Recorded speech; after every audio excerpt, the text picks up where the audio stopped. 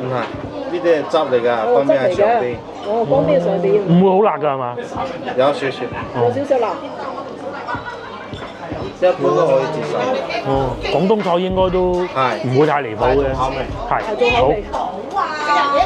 好乾性喺度。早辣嗰都係有少少辣。好，仲有呢個大頭青菜牛肉餅亦都嚟埋啊，特價嘅啊，咁咧佢標榜係安格斯牛肉，安格斯都幾大份，幾厚，我哋欣賞下先。上邊有個士多啤梨，有啲呢個應該係芝士醬啦今日呢個嚇，沙律醬，好新派嘅呢條，下邊係一個塔嚟嘅，又有傳統到不得了嘅。佢係長呢種塔，咁啊呢個咧應該焗過嘅三文魚咯。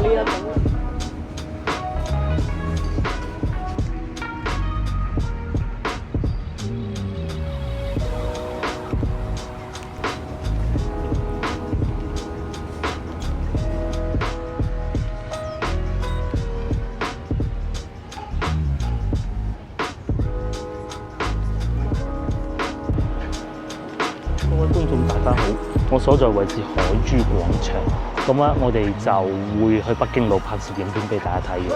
我哋都好耐未嚟過北京路啦嚇。東江都係執咗。啊，咁啊經過咧就睇下呢度啦。唔知啊，對面咧就係東江酒家，太平館總應該總店應該唔關事嘅，我估。唔係執埋啦，嗱而家咁睇係咩？呢度佢應該笪地冇錢租啫，係嘛？係咯，肯定係嘅笪地。唔怕，等陣我哋去總店睇下咪知咯。等下我哋會經過總店噶嘛。經過邊度總店？原先嗰間咯，太平館啊嘛。唔係呢個位置咩？唔係啊，嘅北京路仲有太平館噶嘛。哦，嗰間肯定冇執啦。係啊。呢個先係總店嚟㗎嘛，北京我嗰間。佢原先咧呢度係有個太平館嘅，咁啊連埋東江一齊應該係同一個集團嚟㗎。咁咧之前咧東江海鮮酒家咧就生意一路都係好慘淡㗎啦。咁啊疫情捱得過咧，都捱唔過呢一波。咁啊最尾咧就徹底消失喺我哋面前啦。係咁嘅佢最好嘅時候，門口就有好多車擺住喺度。咁啊，好多人咧食宵夜咧就專門係要嚟東江咁嘅。咁後來咧生意就越嚟越差啦。生意越嚟越差就點辦咧？咁啊只能係收縮經營。咁但係有好多地方咧租落咗又唔想退翻出嚟，太平館咁冇辦法啦。係啊，原先呢度係太平館西餐廳，隔離就東江。曾經有一段時間我嚟過呢度食過一兩次。證明乜嘢？收翻笪地定係應該業主收翻笪地，我估㗎咋嚇。好似話幾百萬。即係欠咗人好多錢。唔係啊，係好貴嘅一個月。哦，一個月租肯定啦，呢啲位置靚到非常，咁好嘅位置梗係貴啦。咁就最尾係點咧？曾經有一段時間佢係好輝煌啊，後尾生意開始走下坡路，點咧？就有生意就得㗎啦，朝頭早喺度賣埋早餐啦。幾部豪車喺度啊，停幾部豪車喺度嘅。咁然之後咧就面前見到呢個位置係坐住飲茶咁㗎，咁啊坐住對住個長堤邊咁啊好威水嘅。咁啊後咧慢慢變差嘅時候咧，就我哋都去過飲茶啦。我都唔怕同大家講，嗰次體驗係執咗我都執唔執我都唔怕講，真係好一般嘅。但係就真平，好平，平到係好驚人嘅一個價錢。當時飲嗰餐茶，但係味道就真係好一般。講得好啦，都係可惜嘅。不過其實我對佢冇乜情懷嘅啫，就係以前喺國企做嘅嘢時候咧，咁啊唔知去邊度體檢，體檢原來專程過嚟，哦去後邊嗰個呼吸科醫院嗰度體檢啊，嗰個叫咩名話？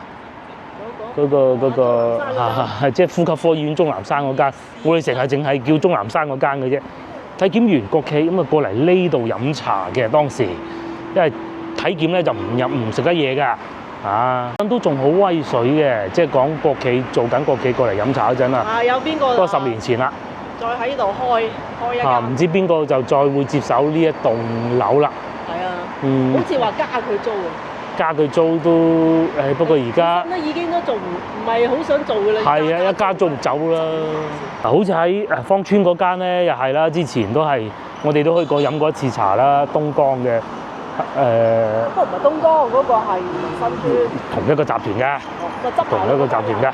咁咧好耐之前咧個頻道啱開始嘅時候咧，其實辦公室咧就喺東江樓上，天河嗰間東江，冼村路11號我仲記得啦，睇住佢，因為嗰陣疫情啊，咁咧就睇住佢，最初咧就做下啲寫字樓客啦，後尾慢慢咧賣飯盒啦，咁啊因為疫情啊嘛，唔坐得低食啊嘛，賣飯盒啦，最尾咧嗰度就變咗俾咗賣車，即係車廠啊，做 4S 店咯。咁睇住佢一步一步就走下坡路，冇辦法。其實好似喺廣州做餐飲咧，家族式經營咧，有幾家咧都已經係做到好勁，然之後咧都唔想做噶啦，即係賺到夠晒噶啦。咁邊啲唔好講啦嚇，但係佢咧就係一個例外嚟嘅。可能比較早有錢啊，玩得開心啲啦。佢老闆個仔咧就好中意玩賽車嘅，咁我知道當時咧都好威水嘅揸得，咁後來就走下坡路啦。不過佢哋專訪啊，佢個仔話佢阿爸當年為咗香港攞一部車翻嚟咧，買一部車翻嚟啊，使好多錢嘅，咁但係咧確實又有對生意有好處，因為好多人咧嗰陣經濟開始好啊，中國經濟開始騰飛，尤其廣州啊嘛，好多人咧係睇豪車專程嚟過嚟睇下嗰部豪車，咁啊順便食個飯咁啊，哇好威水嘅！時至今日咧就周街都係豪車，中國嗰啲就唔使專程嚟呢度睇豪車，就唔覺得好威水。如果而家喺廣州餐飲業要食到好威水，應該都係翻珠江新城啦，嗰幾間啦。又或者如果講食得，你係有個朋友嚟到廣州，咁你帶佢去邊度食飯咧？咁啊食下環境麓湖啦，或者西關嗰幾間啦。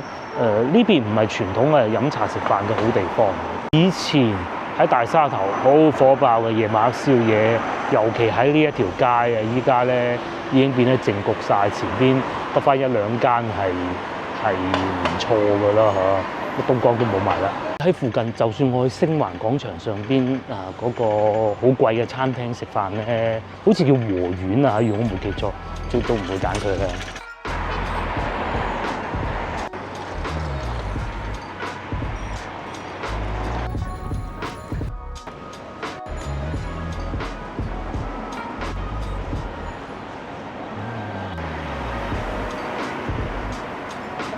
咧亦都有好多好有紀念嘅建築物嘅，遊客其實都會嚟呢度嘅，譬如話前邊嘅天字碼頭啦，咁喺嗰度可以坐到珠江夜遊。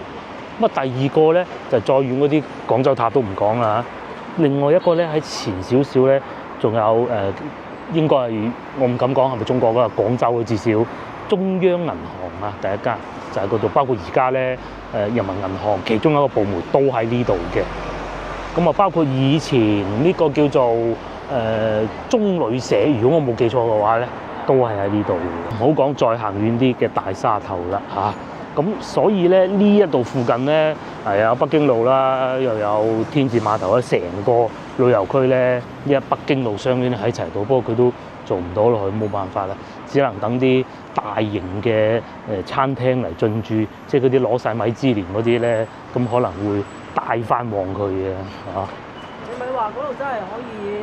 係啊，即係東江嗰個位真係可以開一個咩好咧？開一啲比較有實力嘅。好有實力嘅要。類似豬雜粥。廣州酒家啦。廣州酒家好。但係佢係開咗喺嗰度啦，已經。嗰間好細啫嘛，廣州酒家。前面有間廣州酒家㗎，係八旗二馬路嗰度。咩陶陶居。係啊。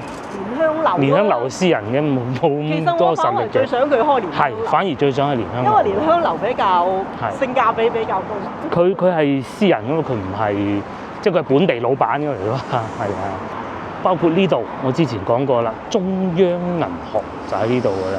咁如果想睇一啲廣州好有意義嘅民國風嘅建築物咧，其實喺呢條路見到好多海關啦、銀行啦，即係民國嗰陣啊咁而且咧有啲仲用緊嘅喎，郵政局啦，呢條路都有嘅。而家仲用緊呢個工商銀行，不過就唔係總行，應該第二支行嚟嘅。時間咧再往前數啊，曾經有一段好長嘅時間咧，嗰啲年輕人啊要飲酒啊，去啲酒吧即係同啲朋友跳下舞啊咁咧，前邊呢度呢幾間又係好火爆嘅。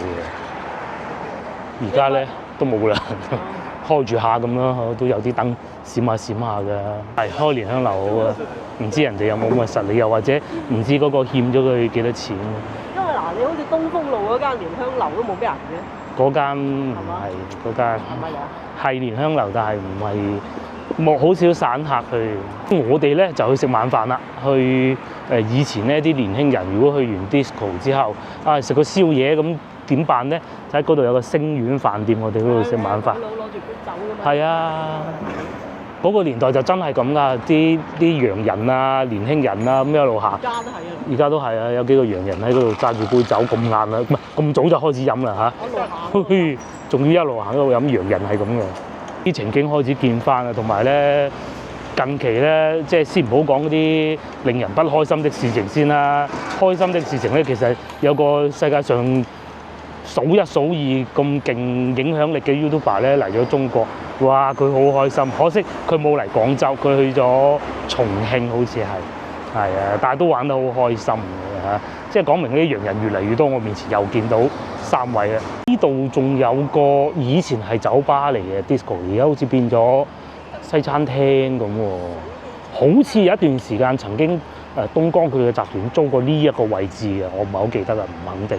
但係而家變到咁靚嘅喎，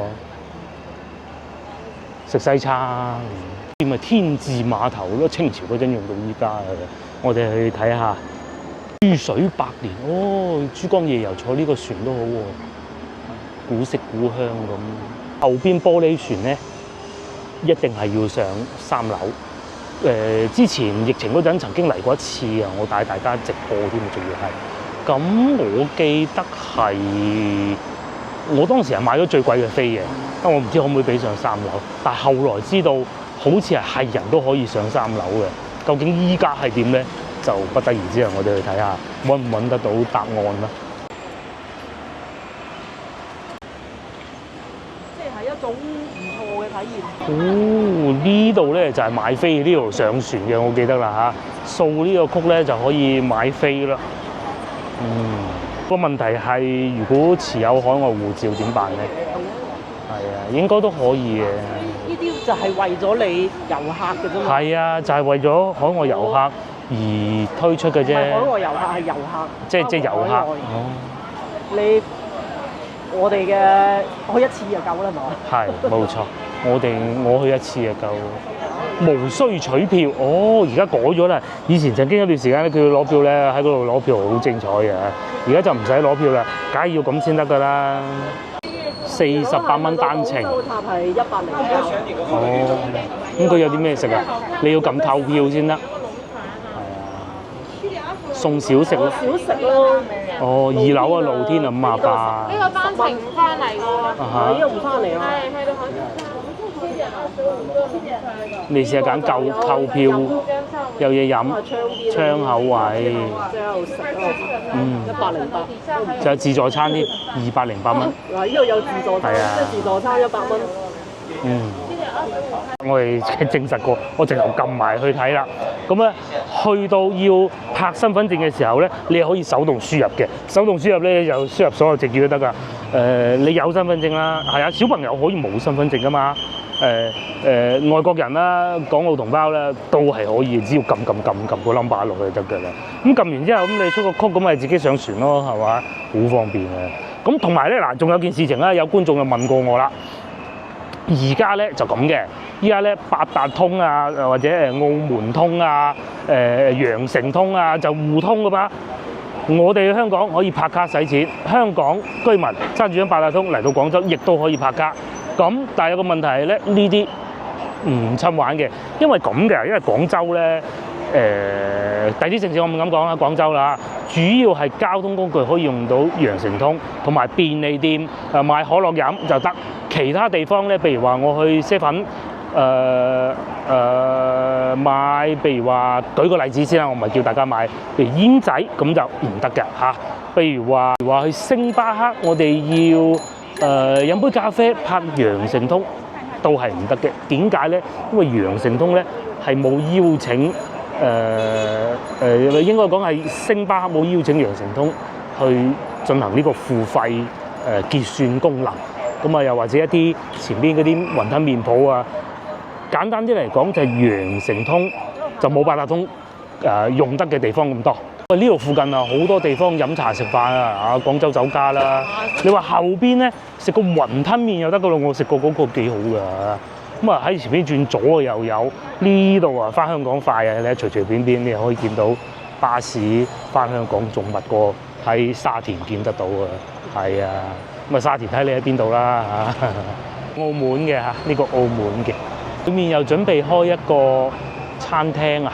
以前好似都係要呢啲地方東江㗎，東江好多㗎，喺呢度附近攞咗。喺東江㗎咯。好似係㗎，根本都做唔落去。睇下，咪使乜佢話唔知幾十萬一個月。我睇唔止添啊。可能唔止。係啊，附近啊好多餐廳啊，啱啱講過第一面啦，第一面咧我都食過㗎，幾好㗎嚇。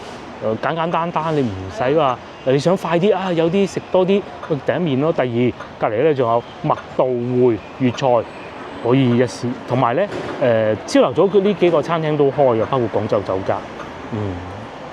嗰間想試下？可以啊。於鏡頭正前方一路行過去，行多500米、300米到啦，咪就係北京路咯。係啊。呢度啊，真真正正可以講稱之為北京路嘅嚇，因為咧呢條路就係叫北京路嚇，唔似啊八旗二馬路啊都叫北京路，去呃下啲遊客咁啦。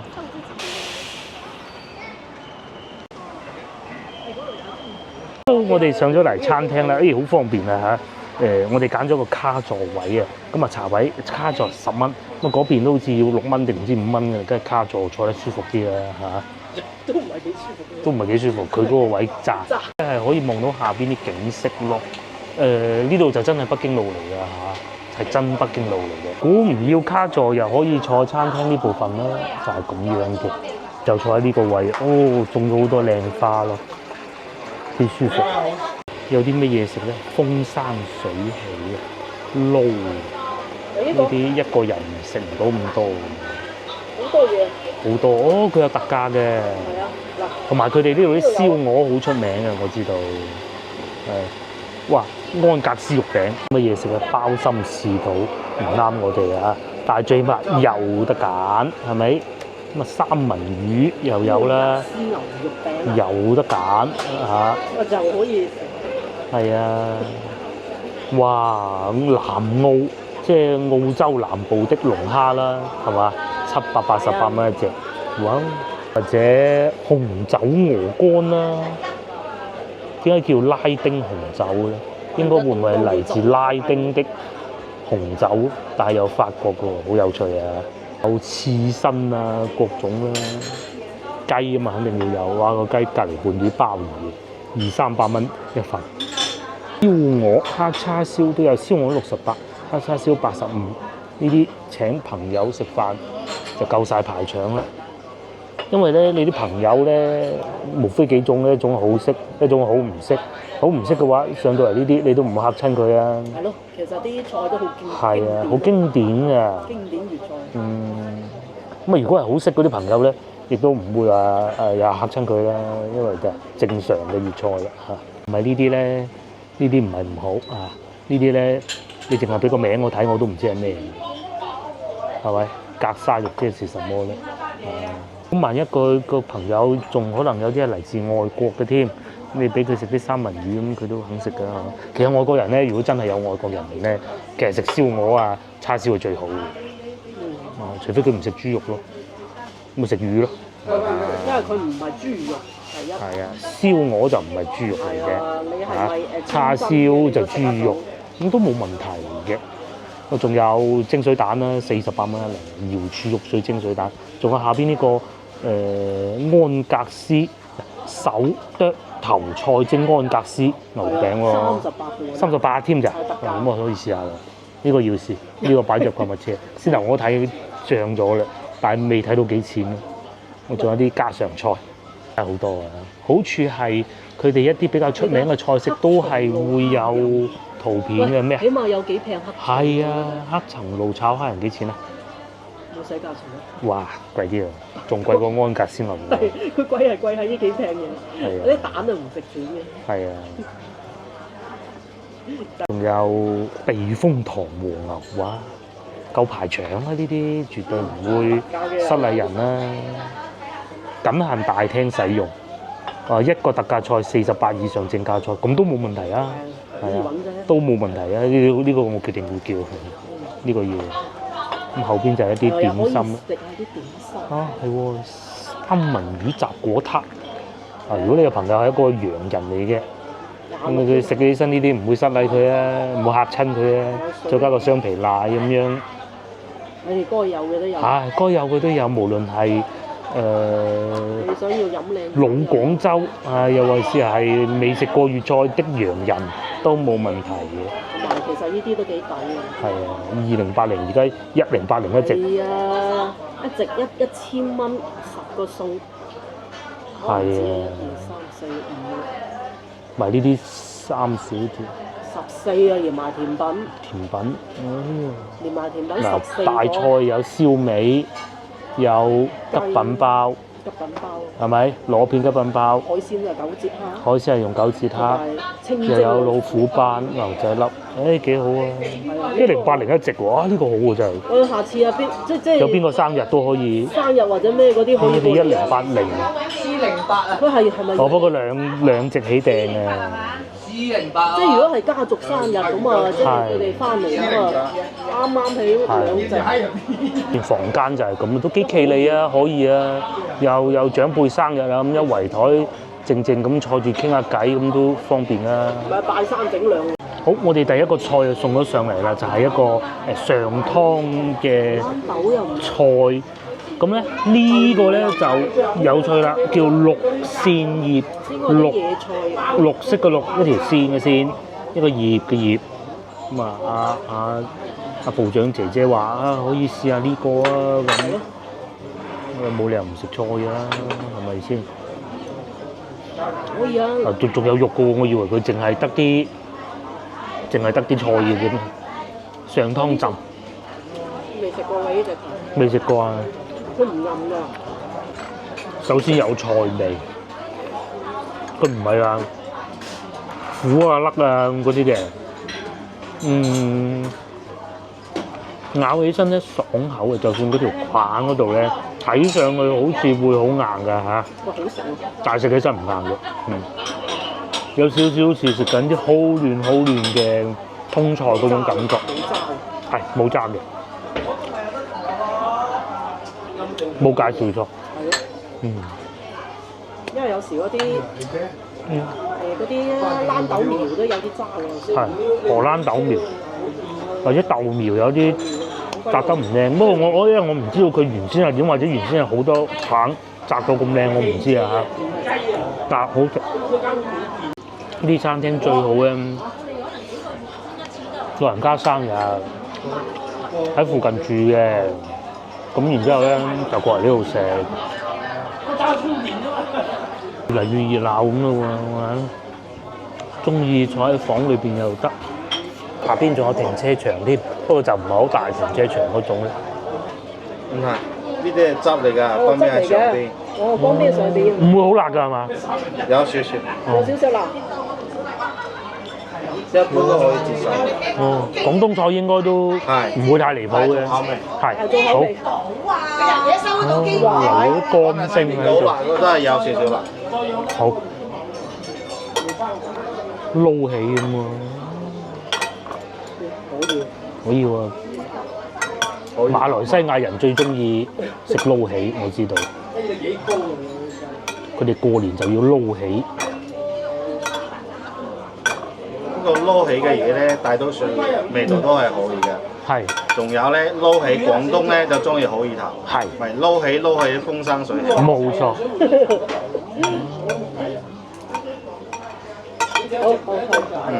好正。撈起風生水起。好唔該。咁好係啊，幾有創意嗰條餐廳。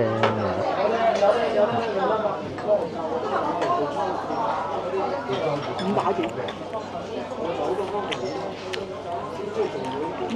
嗱，我覺得咧就唔算好辣嘅嚇，因為先試下啲辣先，少少喺後邊嘅辣唔。係嗰隻咩？哦，係嗰隻蚌。但係口感啊極為豐富啊，反而更濃嘅係，哇都唔係喎，咬多兩啖都有啲辣喎嚇，有少少似象拔蚌，好似咁多汁。同埋全熟嘅佢係，樣樣夾少少，仲有啲檸檬絲，我先頭見到，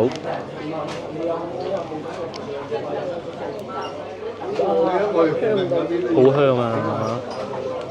咁樣夾起佢，廣州酒家。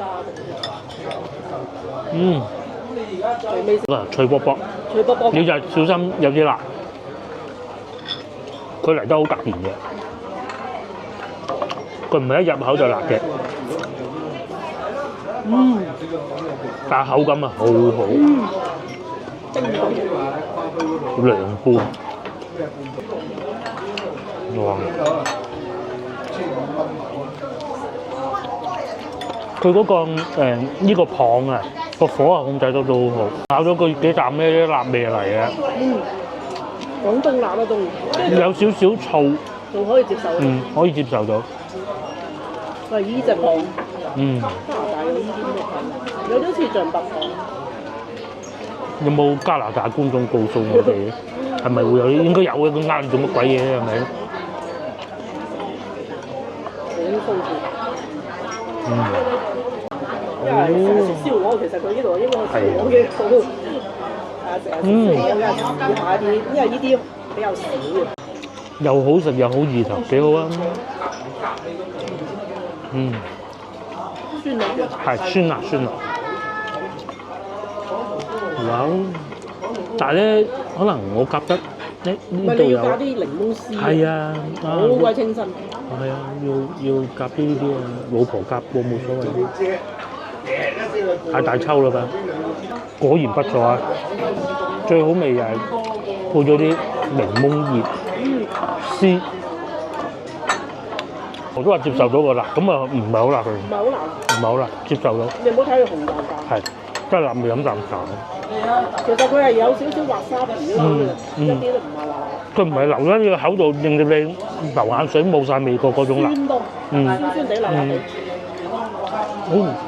另外仲有呢個大頭通菜牛肉餅亦都嚟埋啊，特價嘅啊，咁咧佢標榜係安格斯牛肉，都幾大份喎，幾厚喎。再搞個肉餅咪一個菜都又幾厚㗎嚇，我等緊白飯到啊嚇，咁又等先。再嚟仲有呢個係三文魚牛油士多啤梨撻焗撻，呢個係而家食定係最尾先食啦？而家食啦，不如會唔會好熱㗎？因為張台太大，唔係個碟太大。試下呢個，哇幾靚！都要慢慢攞起欣賞下先。上邊有個士多啤梨，有啲呢個應該係芝士醬啦嚇。今日呢個沙律醬。厚心派嗰啲熱下邊係一個撻嚟嘅。又有傳統到不得了嘅。佢係長呢種撻，咁啊呢個咧應該焗過嘅三文魚咯。呢一種咯。夠新派啊！係咪應該先食咗上邊呢個，定係成件等落口咧？成擔嚟。成件等唔到落口嘅喎，係嘛？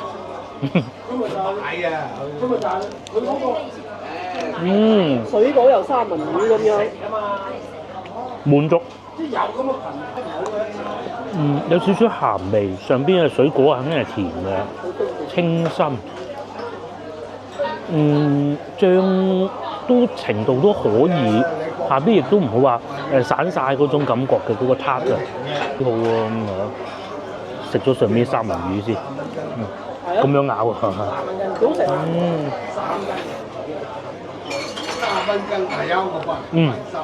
都唔會覺得好油膩嗰種感覺。唔係有啲呢個我估係菠蘿啊，清新。其實真係粵菜真係好。水果就其中係啊。水果番茄啊、菠蘿啊咁樣。個撻個底都幾好食㗎，我而家咬緊，幾香口㗎都。必對。上面三文魚熟嘅，就試下呢個咯喎，呢個又要送白飯嗰個啊！個牛肉唔算話好硬嘅，有汁滴出嚟嘅，睇唔睇到？試下先。佢有落陳皮，可能因為我食咗邊邊呢度啊冇咁鹹嗰啲頭菜味，但有啲牛肉都可以，佢唔係好韌嗰種啲牛肉，應該可能即係個肉餅。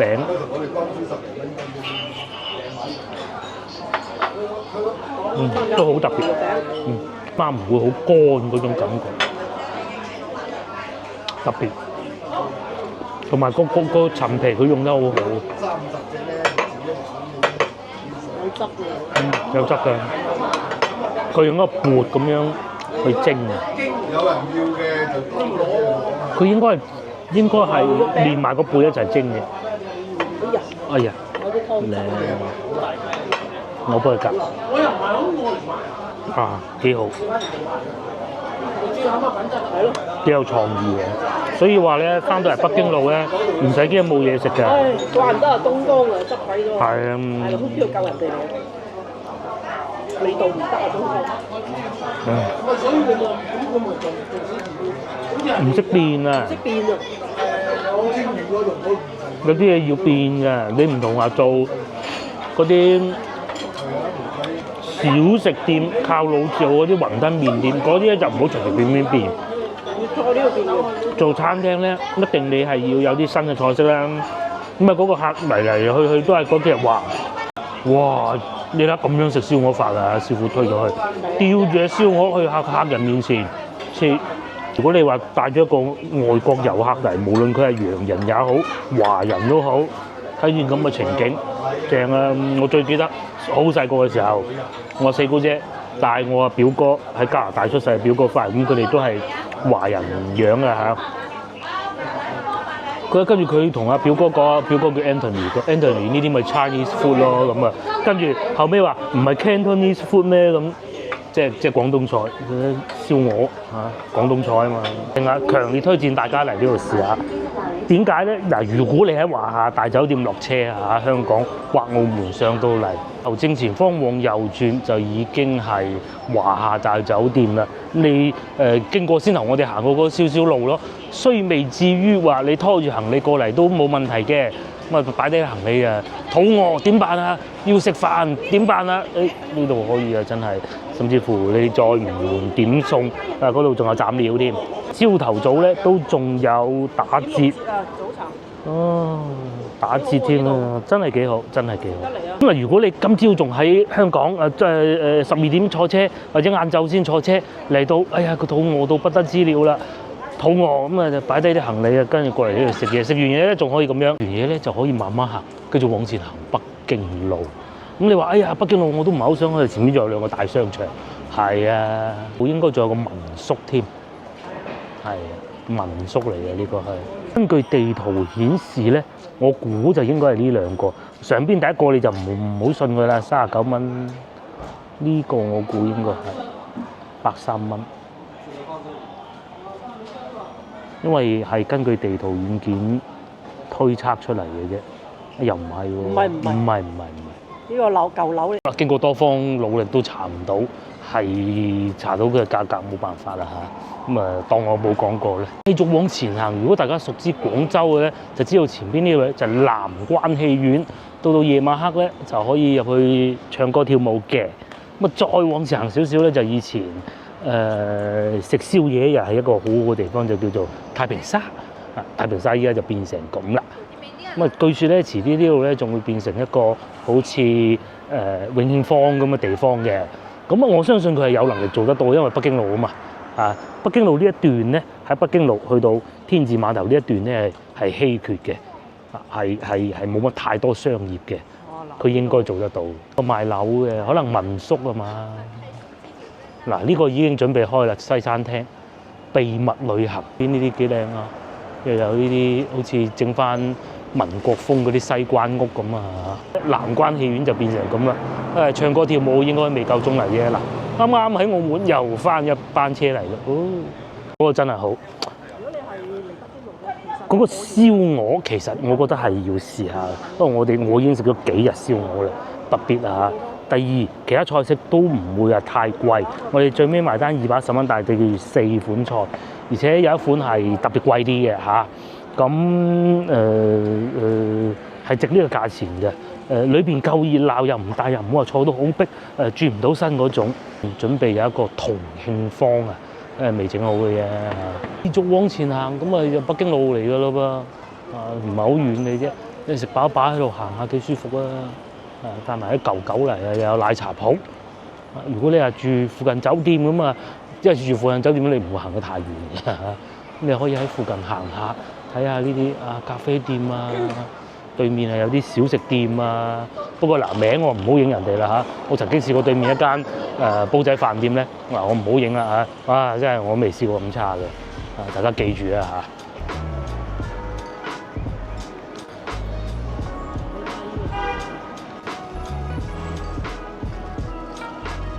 唔好成日話北京路周邊冇嘢食啊嚇！遊客區其實我哋都發掘咗好多。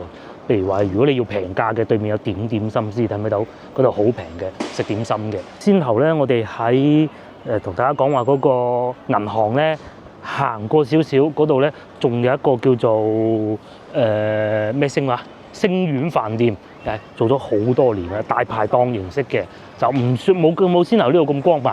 咁呢度就真係好啲嘅。係，如果講環境同埋食物咧，就真係呢度好啲。大排檔式嘅就嗰度咯。係啊，嗰度仲有啲半戶外，有啲客人可能飲翻杯啊，好似上次喺台山嗰啲咁，其實嗰度都可以㗎嚇。但係呢度就肯定唔可以嘅，大家見到冇人煲煙嘅。慢慢行，咁啊北京路㗎咯噃。已經有71啦，前邊已經北京路啦。另外咧喺朝頭早啊，如果咧你嚟到呢個位置啊，住附近酒店喎，嚟到呢個位置行下咧都好舒服嘅，上面有好多樹木，同埋仲有睇唔睇到嗰度地鐵站就已經喺嗰度啦，北京路地鐵站喺嗰個位置行入去有個宵夜大排檔，炸雞翼必須要試。係咧以前同阿南哥啊，即係踢波嗰班朋友咧，好中意去嗰度嘅。諗唔到嘛，去嗰度因為近地鐵站啊嘛。有時候咧，我哋踢完波，嗰時又喺廣州塔踢㗎嚇，咁啊去坐地鐵，咁啊嚟到呢度，過去食宵夜咯，好過癮㗎。就喺呢度美榮粉店，係啊，就係咁叫美榮粉店。呢邊咧有一個大商場啊，落成咗，都落成咗一段時間㗎嚇。咁啊點認嘅咧？其實你認住呢個公仔，呢個叫做咩公仔話？武明作嗰啲山。作嗰啲山喺嗰啲雪山入邊作嗰啲雪山，即係呢個卡通公仔。我成日睇佢。哦，細個 TVB 武明啊，我記得啦，你就知道哦，原來已經我哋嚟到北京路啦。咦，仲有衛蘭演唱會添，賣廣告嘅啫。咁啊，呢度下邊就係地鐵站嚟嘅啦。繼續往前行，咁啊北京路咯。到呢幾個字咁就知道已經嚟到北京路啦。呢度咧亦都會有陶陶居嘅喎，冇問題㗎嚇。又或者西餐店啊，下邊都有嘅，甚至乎上邊仲有菜欄喎。其實就唔使嚟到廣州食菜欄嘅，唔係佢唔好，廣州食點心好多地方都有。我梗係推薦。但係咧，反而去到外邊咧，如果有菜欄咧，你不妨一試喎。我哋去廈門係啦，樣樣都食唔啱。一脆菜其實喺廈門最開心個餐係菜欄嘅。我唔怕同大家講，仲有冇邊餐特別開心啊？整體嚟講係最開心嘅嗰間。長沙最開心食嗰係咩啊？食嘅嗰個唔係長沙啦，已經湖南。湖南啊！就係大家飯，反而係啊！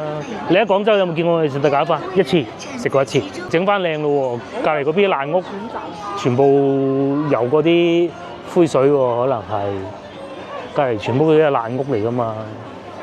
而家整翻靚啲，梗係要啦！咁多遊客嚟，住下咁咯，都要㗎。差唔多又到廣交會咧，真係唔知好似咁多洋人嘅咧嚇。好多地方都有嘅喎。都話坐地鐵嗰時啊，人都要打開啲啊，就見。老婆講緊咩咧？佢坐地鐵，咁咧就要安檢。咁啊洋人啊唔係太懂，佢唔識。可能入邊有啲香水一樽樽嗰啲咁，佢要檢查打開嚟。逐件揾，佢唔知啊，冇辦法㗎嘛，係咪？呢個一定要攤開晒，個面真係陰公啊佢自己都面都紅晒，唔好意思可能。係冇辦法，唔係啊，即係規矩係咁。因為個個都係咁㗎。係啊，係你即係 check 到你咁，你肯定攞出嚟。係睇見佢有一啲樽仔，佢點咪睇咯。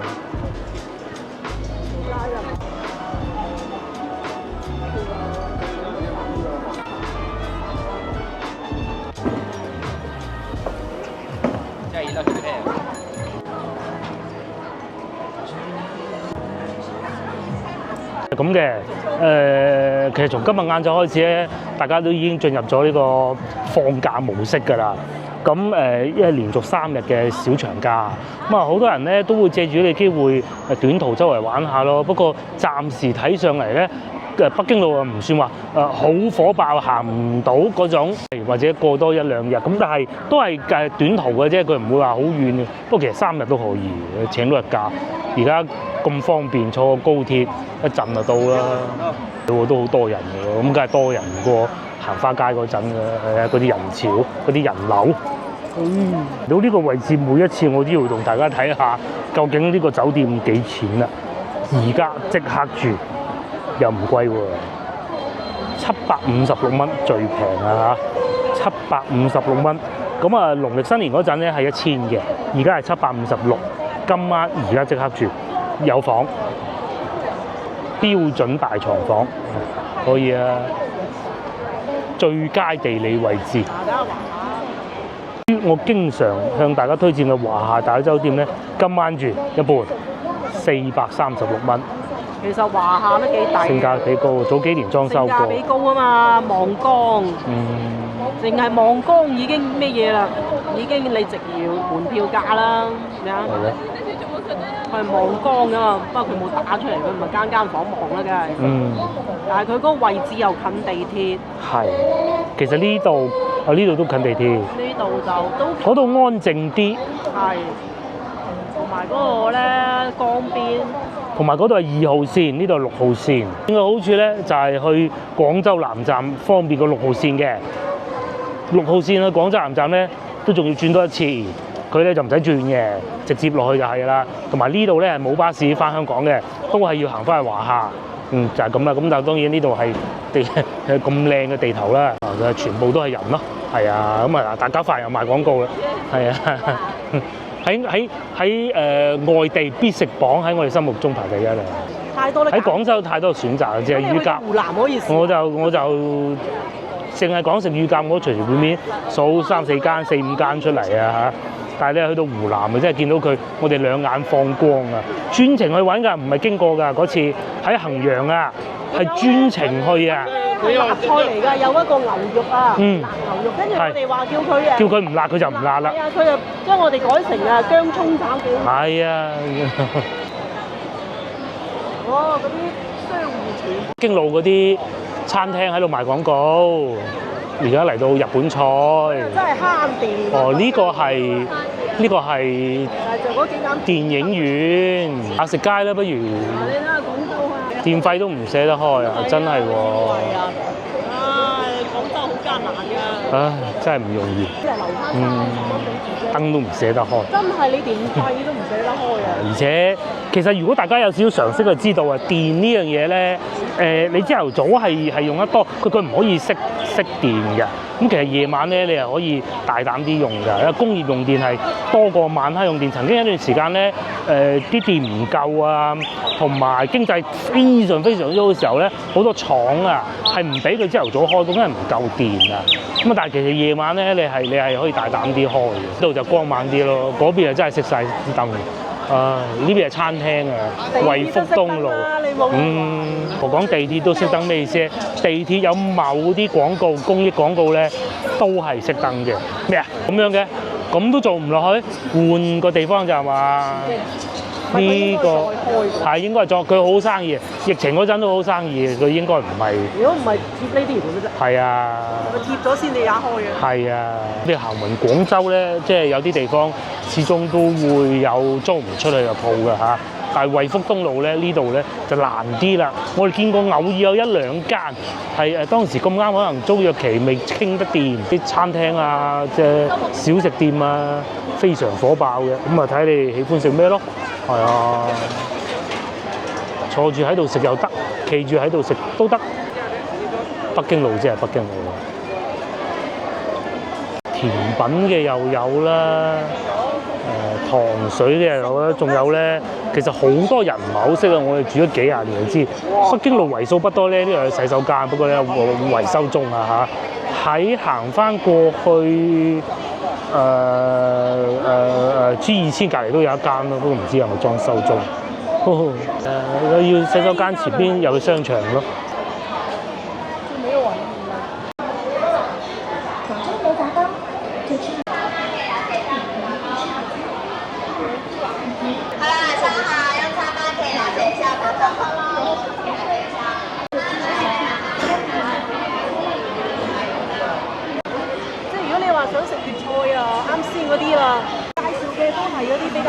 呢度咧主要以小食為主，但係如果你話想食翻啲坐喺度點餸嘅，就係我哋先頭嗰個啦。呢啲咁樣就係小店咯，小店咯。上邊嗰啲廣告係大架飯做嘅，全部都係幾鬼靚，整到個燈籠咯，老細使唔少錢，買咗幾多隻乳鴿先夠擺咁多燈籠咧？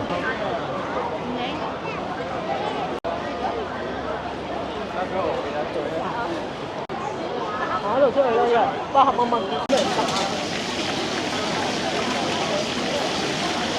咧，我仲話北京路啊生意好，點解會？唔係啊，佢係開名創優品啊，關咗嗰間。佢原先係賣豬仔嗰個。嗰間啊，而家就名創優品，係啊。梗係啦，佢裝修到好靚，因為入邊係串一串豬咁又話。係啊。串下幾百蚊噶咯喎。呢個啊嚟自廣州嘅奶茶店咧，呢個應該係旗艦中嘅旗艦嚟嘅，因為呢個牌子係嚟自廣州㗎。唔係佢裝修啊。咁喺北京路仲唔旗艦，佢應該係裝修嘅，我估。3.0嘅上。係啊，應該係啦，3.0就裝修。呢邊就不嬲都冇租。嗱，跟住咧，陳美濟就有錢啦，不嬲都唔租出去。唔係，佢以前租出去嘅。係啊，而家先至嚟開始租啦。開始有啲，佢又可能想做翻啲有自己特色嘅。佢又唔想租出去俾，哇！賣保濟丸點賣啊？真係股東大會嗰陣要鬧下先得，不過唔關我事，我唔係股東。神明石合腰咯。你都唔係咁樣㗎係嘛？或者你搞啲科普性嘅喺度做個博物館好啊，啲人又會行下。而家先嚟招租啊！佢係疫情嗰幾年一直都唔搞嘅。咁多年都唔搞啊，唔關疫情事嘅，同疫情一啲關係都冇啊！真係好難理解啊！好啦，咁我哋都翻去啦，係時候。而家其實都只不過係7點半啫，下集見，拜拜。我哋都好耐未嚟過北京路。